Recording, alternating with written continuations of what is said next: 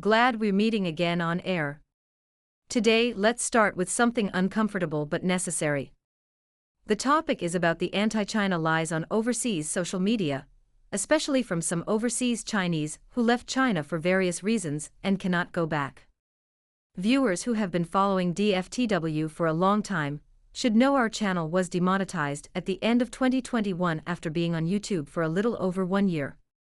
For more than 3 years until recently, we had been uploading videos without income, even though YouTube put commercials on our videos. The channel's difficulty started then. The channel's team is not only broke but also broken.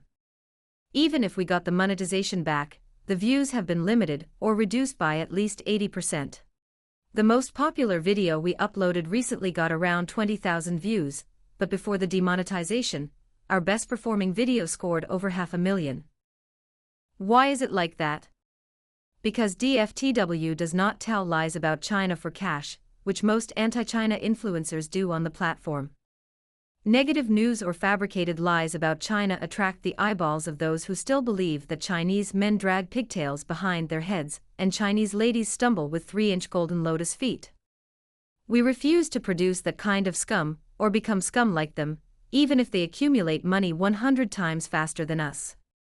If you've spent enough time on YouTube, especially on Chinese language or China-focused political content, you've probably noticed a pattern: China is always about to collapse, Xi Jinping is always about to be overthrown, and some massive insider revelation is always coming next week. Even an Indian female influencer has learned to use the Chinese president's name, Xi Jinping, more than 10 times in one video to educate her audience that China is collapsing. Her high-pitched voice resonates not only in India, but in the whole cyberspace. And yet, China doesn't collapse. Xi Jinping doesn't fall. And the inside sources somehow never get anything right. So what's going on here? Today, Clara would like to talk about why so many anti-China YouTubers, especially overseas, end up lying, exaggerating, or fabricating stories about China, and why this isn't just about personal morality, but about a broken ecosystem that encourages and rewards misinformation. It isn't a defense of the Chinese government, nor is it meant to glorify the CPC. To be safe, I need to explain what the CPC is. It is short for the Communist Party of China, equivalent to the derogatory term they use every day, the CCP. For viewers to understand where today's anti-China YouTube culture comes from, I have to go back more than 30 years. The first generation of overseas anti-China voices emerged after 1989. They were students, intellectuals, and activists, people who genuinely believed they were part of history. Many of them didn't leave China to become influencers or content creators. They left China because they had no choice, or because they thought the moon outside was always bigger and rounder than in China. At that time, democracy was not yet a derogatory term. At that time, there was no YouTube, no algorithm, no monetization. At that time, there was only idealism. They thought exile was temporary. They thought China would reform. They thought they would return to their homeland one day. But history didn't follow their script. China changed economically, socially, and materially, but not in the way they had imagined. As decades passed, their stories stopped resonating with younger generations, both inside and outside China. The world moved on. The audience moved on. China's highly educated youths are viewing the Western world calmly, as if looking at their classmates. The West is no longer paradise, and not all Westerners are called Adam and Eve. Chinese people began to put the family names before given names. They realized that the United States and its followers are not better but worse to some extent. As a result, something worse takes its place in the circle of anti-China influencers.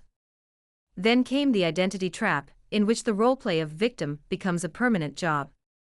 One of the most powerful ideas is that when their initial goals can no longer be realized, people cling to posture.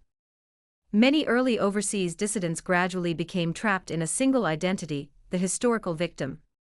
We made some videos before about fabricated lies regarding Xinjiang's human rights issue, and talked about a professional victim, a female playing different roles in various situations. This identity of the victim mattered, not just emotionally but existentially. If your entire life story revolves around one traumatic historical moment, then admitting that China has changed, even partially, feels like erasing your own meaning. So instead of updating their understanding of China, many froze it in time. They weren't analyzing today's China. They were fighting yesterday's China. Psychologically, this is understandable. But politically and intellectually, it's disastrous. Because once your identity depends on China being evil, collapsing, and illegitimate at all times, then any fact that contradicts that narrative becomes a threat, not information. Then came the algorithm. Fast forward to the 2010s. YouTube, Facebook, and similar social media emerged. Suddenly, attention became currency. Views became money. Clicks became income. Since then, clickbait has become a habit. And here's the brutal truth: truth doesn't perform well. That is why DFTW does not have 1 million subscribers, but many liars on the platform have attracted millions of followers. Emotion does perform well. Anger performs better. Fear performs the best, or the worst, if you think of it another way. When truth should be hidden, rumors perform extremely well. A calm, evidence-based explanation of China's political status or economic development might get 2,000 views. But a thumbnail that says, Xi Jinping has lost control of the military, could at least get 200,000 likes. Now they know they should repeat that every week, every day, every minute. You don't need a conspiracy to explain why lying becomes common. You need incentives. The US government could give $1,000 to a person in Africa who writes bad things about China, but YouTube's algorithm gives more to lying influencers who are lying about that country. The US law does not allow people to criticize Israel, but it does not prohibit them from badmouthing the Chinese mainland. The rise of insider sources and eternal predictions are flooding the platform. One recurring pattern in anti-China YouTube is the obsession with insider information. Someone always knows a general's unnamed cousin, or a Chinese official's children out of wedlock. Someone always has friends inside the Forbidden City. Someone always heard something from a military system source. And strangely, these insiders are never right. The rumors do not go away unnoticed. We still remember the rumor that Xi Jinping steps down, Li Keqiang goes up. When Li Keqiang died, they spread rumors about the reasons for his sudden death. Gradually, people forgot who Li Keqiang was. They found another figure to replace the late Chinese premier. This time, it is that Xi Jinping steps down, Zhang Youxia goes up. Shortly, Zhang Youxia proved to be a close friend and comrade. He is not another Lin Biao, he is too fat, not as thin as Mao Zedong's student. Then came other lies about a military coup, predicting the CCP will collapse within 6 months. Each claim fails. Each failure is quietly ignored.